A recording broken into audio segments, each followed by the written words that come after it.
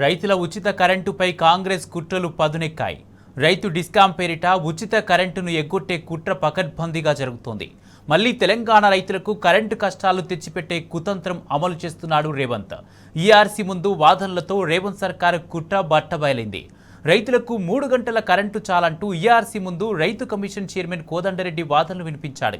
ఆనాడు రైతులకు 3 గంటల కరెంటు చాలని అడ్డగోలుగా రేవంత్ వాగిండు. ఇప్పుడు అదే కుతంత్రాన్ని అమలు చేసేందుకు కాంగ్రెస్ సర్కారు పన్నాగం పన్నింది. రైతుల కరెంటును 3 గంటలకు తగ్గించే కుట్ర జరుగుతోంది.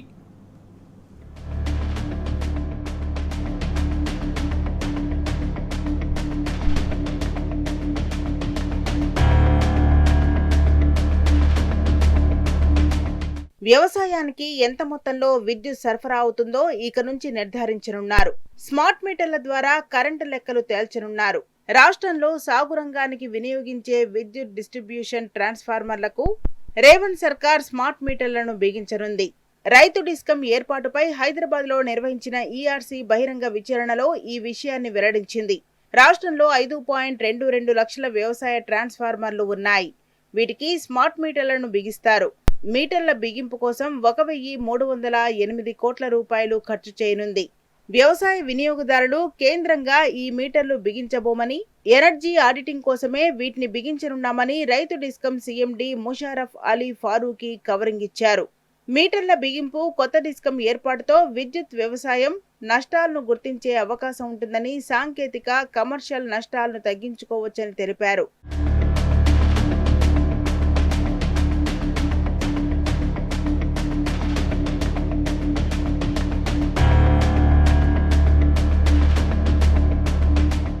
రాష్ట్ర ప్రభుత్వం ఆర్డీఎస్ఎస్ స్కీమ్లో చేరేందుకు గ్రీన్ సిగ్నల్ ఇచ్చింది. దీని వెనుక ఆంతర్యం మీటర్లు బిగించడమనే వాదనలు వినిపిస్తున్నాయి. రాష్ట్రంలో స్మార్ట్ మీటర్ల బిగింపును అదానీ కంపెనీకి అప్పగించే అవకాశం ఉందని జోరుగా ప్రచారం జరుగుతోంది. ఇప్పటికే సర్కార్ దీనిపై నిర్ణయం తీసుకుందని తెలుస్తోంది. ఈ కంపెనీకే టెండర్లు దక్కేలా నిబంధనలు రూపొందిస్తున్నారని, మీటర్ల బిగింపును అప్పగించడం ఇక లాంఛనమేనని తెలుస్తోంది. అదానీ ఎనర్జీ సొల్యూషన్స్ లిమిటెడ్ కంపెనీకి దేశంలో అతిపెద్ద ప్రైవేట్ మీటర్ సర్వీస్ ప్రొవైడర్ గా పేరుంది. ఈ సంస్థ ఇప్పటికే 1 కోటికి పైగా మీటర్లను అమర్చింది.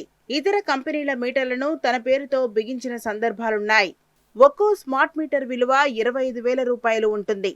ఉత్తర డిస్కం పరిధిలో 2.30 లక్షల ట్రాన్స్ఫార్మర్లకు 576 కోట్ల రూపాయలు, దక్షిణ డిస్కం పరిధిలోని 292 లక్షల ట్రాన్స్ఫార్మర్లకు 730 కోట్ల రూపాయల చొప్పున 1,306 కోట్ల రూపాయలను స్మార్ట్ మీటర్ల కోసం ఖర్చు చేయనున్నారు. ఈ మొత్తాన్ని తిరిగి వినియోగదారులపై రుద్దనున్నారని మేధావులు ఆందోళన చెందుతున్నారు.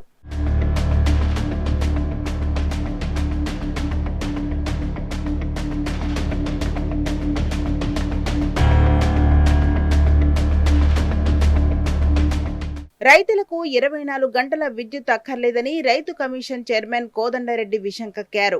వ్యవసాయ రంగానికి 3 గంటల పాటు విద్యుత్ సరిపోతుందని ఈఆర్సీ బహిరంగ విచారణలో అభిప్రాయపడ్డారు. తెలంగాణలో 24 గంటల కరెంట్ అవసరం లేదన్నారు.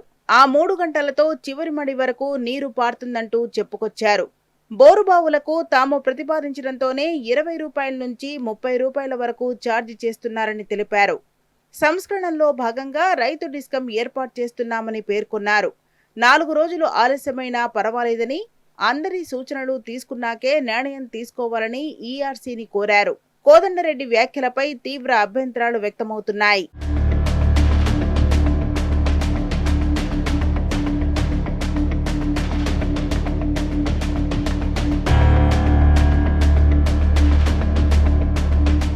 ప్రభుత్వ, ప్రైవేట్ డిస్కంలు ఏర్పాటు చేయాలంటే ఈఆర్సీ అనుమతి తప్పనిసరి. ఈఆర్సీ లైసెన్స్ ఇస్తేనే డిస్కంలు కార్యకలాపాలు సాగించాలి. తెలంగాణ రైతు డిస్కం ఏర్పాటుకు మొదట్లో తప్పటడుగులు పడ్డాయి. లైసెన్స్ జారీ చేయకుండానే విచారణ సమయంలో సర్కార్ ఆర్సీడీసీఎల్ లోగోను విడుదల చేసింది. ఏకంగా ఈఆర్సీ బహిరంగ విచారణలో లోగో రిలీజ్ చేయడంపై పలువురు విస్మయం వ్యక్తం చేశారు. జూన్ 2 నుంచి రైతు డిస్కం కార్యకలాపాలు ప్రారంభిస్తుందని ప్రభుత్వం చెప్పడంపై అభ్యంతరాలు వ్యక్తమవుతున్నాయి.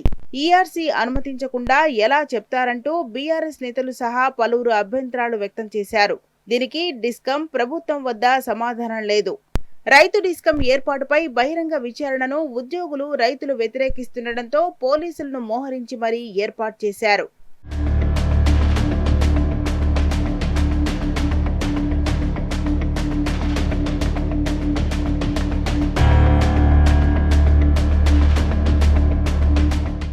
రైతులకు 3 గంటల కరెంటు చాలని రైతు కమిషన్ చైర్మన్ కోదండరెడ్డి వ్యాఖ్యలను మాజీ మంత్రి హరీష్ రావు ఖండించారు. రైతు డిస్కం పేరుతో చేస్తున్న నాటకాలు 24 గంటల కరెంటుకు కోత పెట్టేందుకేనా అంటూ ఫైర్ అయ్యారు. ఇది రేవంత్ ప్రభుత్వ రైతు వ్యతిరేకతనాన్ని బట్టబయలు చేశాయన్నారు. కాంగ్రెస్ ప్రభుత్వానికి యావత్ రైతాంగం బుద్ధి చెప్పే రోజు దగ్గరలోనే ఉందని హెచ్చరించారు.